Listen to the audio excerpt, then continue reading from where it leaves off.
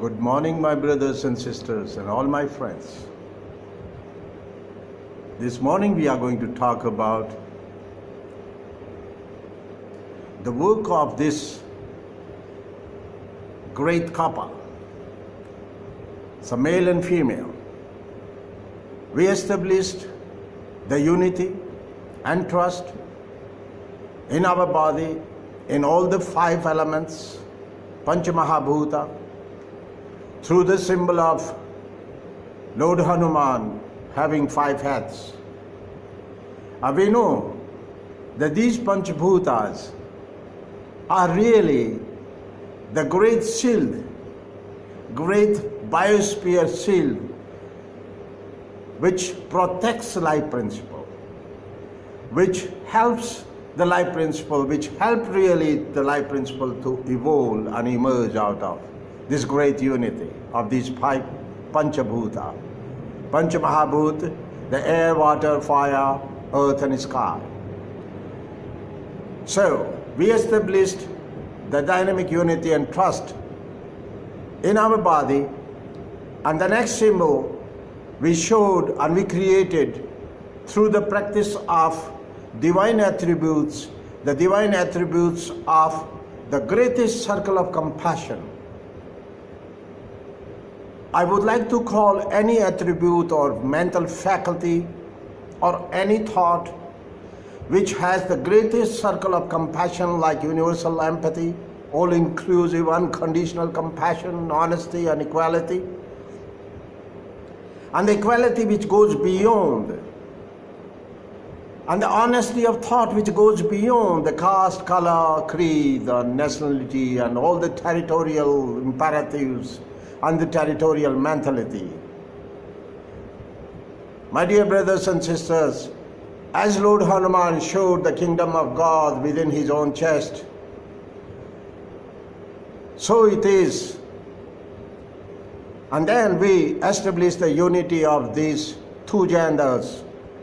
We came out of our body and we established the gender equality through the symbol of Ardhanarishwara, the great yogi, the greatest yogi and the greatest Lord, Lord Shiva, who showed and demonstrated to the humankind in his own body the greatest truth, scientific truth of the genome, that we all have a male and female within our genome, within our body.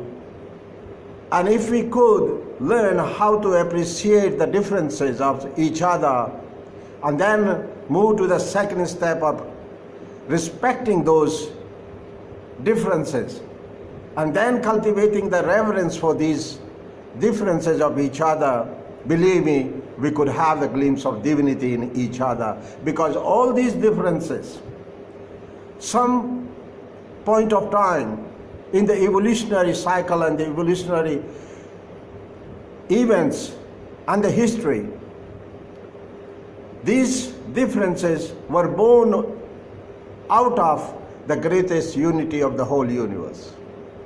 So we will have the glimpse of the divinity in each other.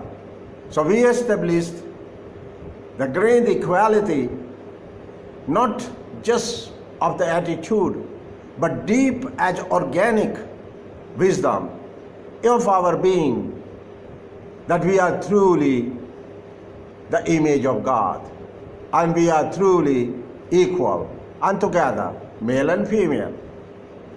And we are the divine personification of these 2 polarities. Now we are going to move to the second step out of this equality of genders. We have already come out of our body. We have established the great togetherness of this great couple, male and female, and we have asked them to marry like the sodium chloride, sharing the ions. Through the covalent bond, the chemical bond of covalency, where they share the electron with each other, not to take away the electron, but share the electron with each other. They share the life, share the all the pains and sorrows and all the happiness and all the celebration of the existence on earth together. Now, since they have established a family, they have established a marriage and a family, so they are going to have kids. And that's the step I'm talking about today. And we have to ask this couple to take the cosmic responsibility of their togetherness, of the institution of marriage.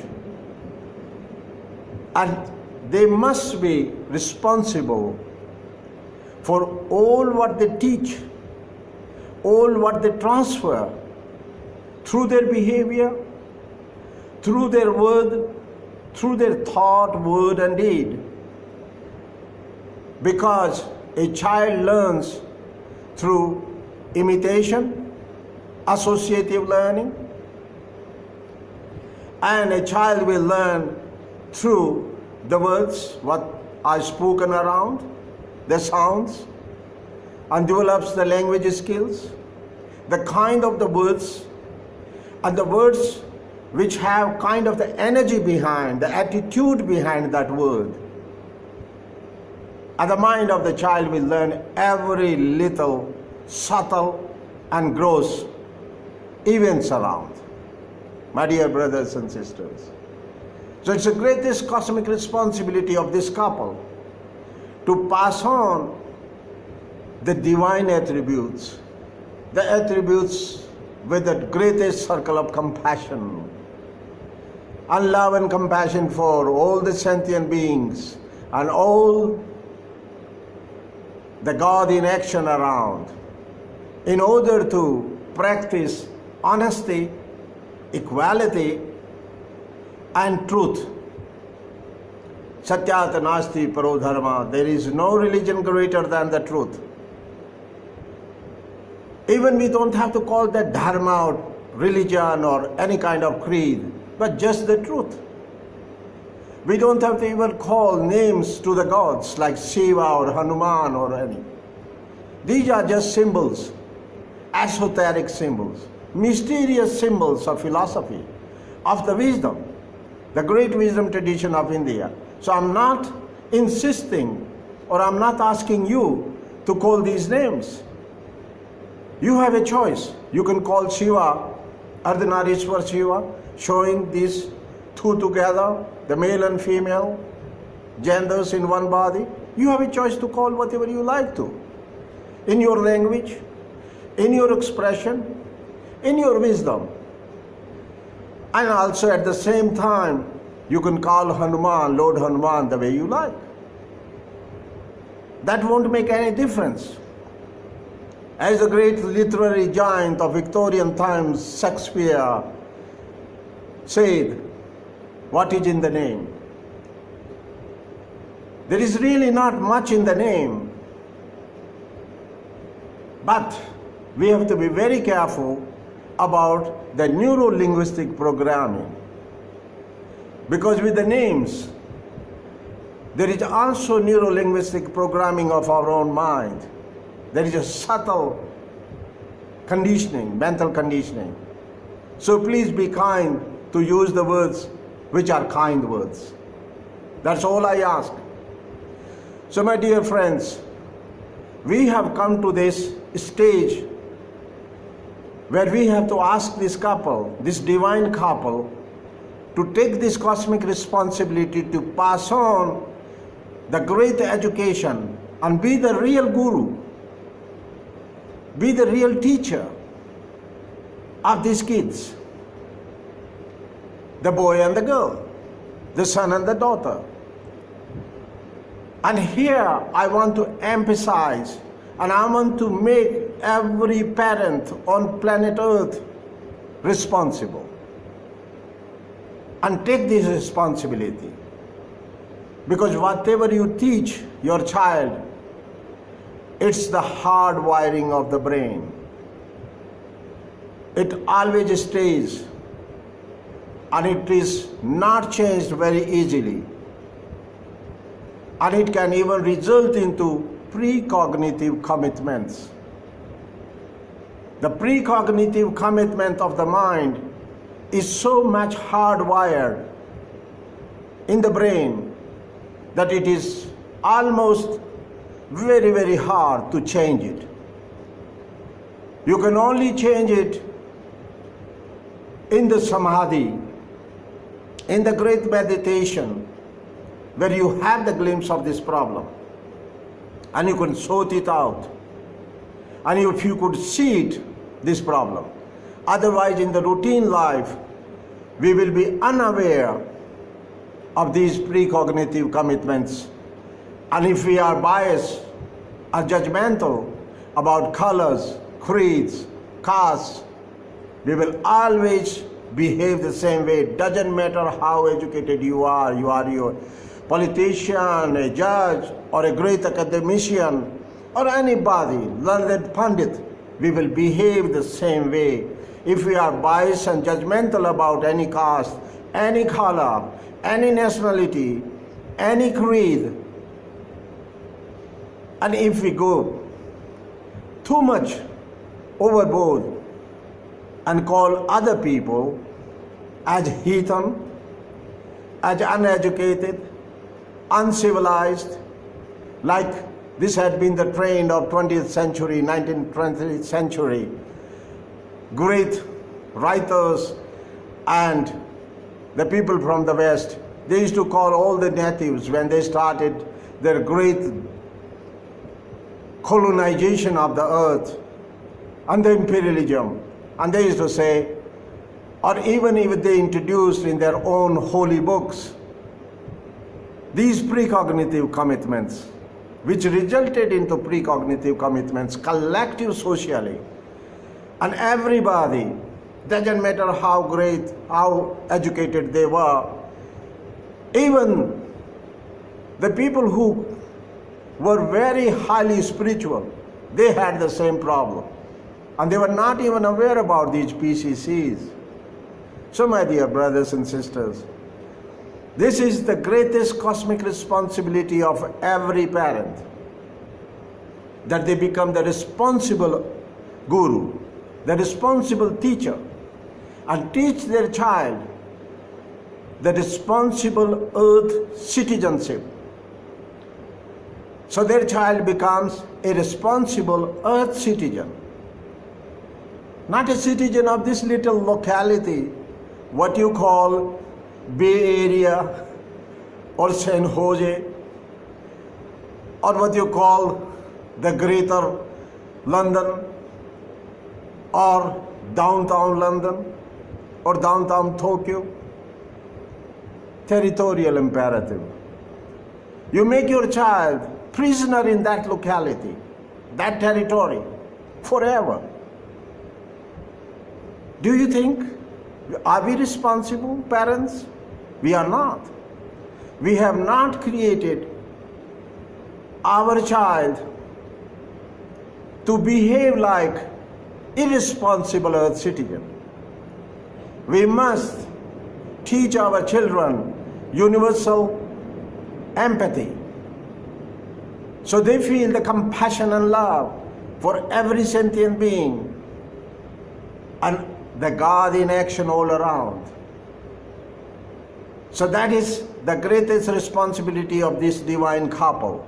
My dear brothers and sisters, that's where the cosmic responsibility begins.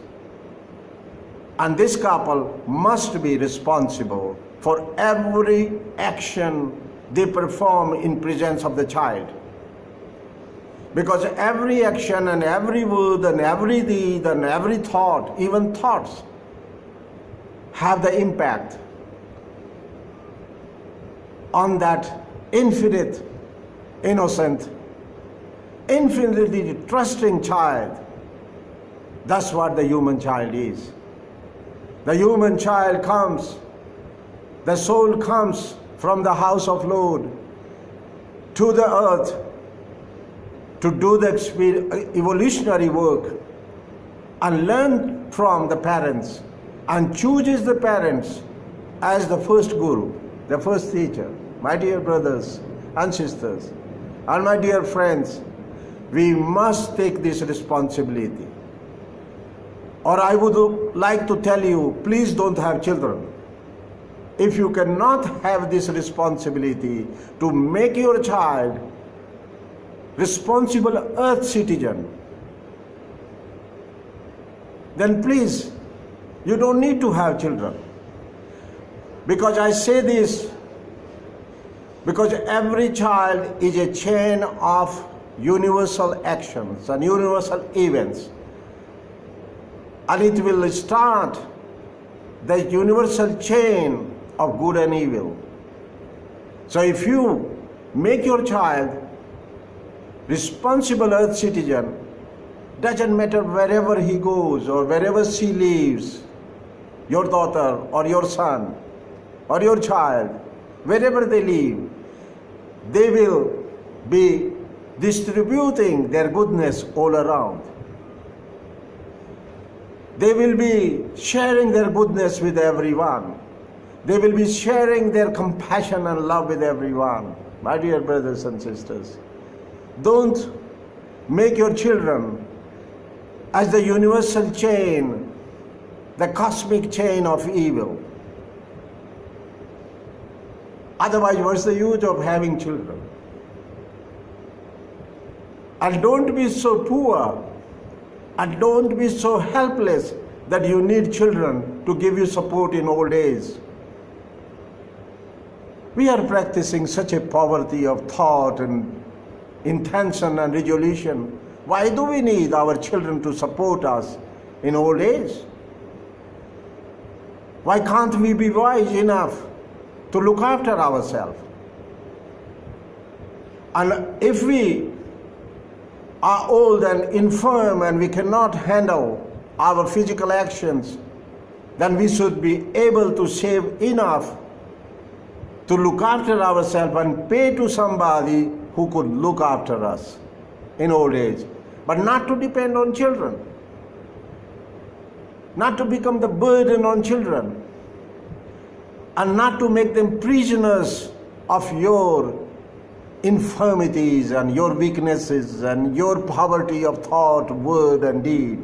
My dear brothers and sisters, we have to be very careful and take this cosmic responsibility of the parent. So this divine couple needs to take this cosmic responsibility, and now they have to be very careful for the great phenomena of sibling rivalry. If they are dishonest in practicing the equality of gender, if they help, if they prefer, and if they have their son as the favorite child and daughter as nobody, there will be a sibling rivalry between brother and sister, between elder brother and younger brother, between elder sister and younger sister. And that sibling rivalry is the very worst PCC, precognitive commitment of the mind. And they will behave whole life. And not only that, they will pass on this PCC, precognitive commitment, to their children, to the next generations.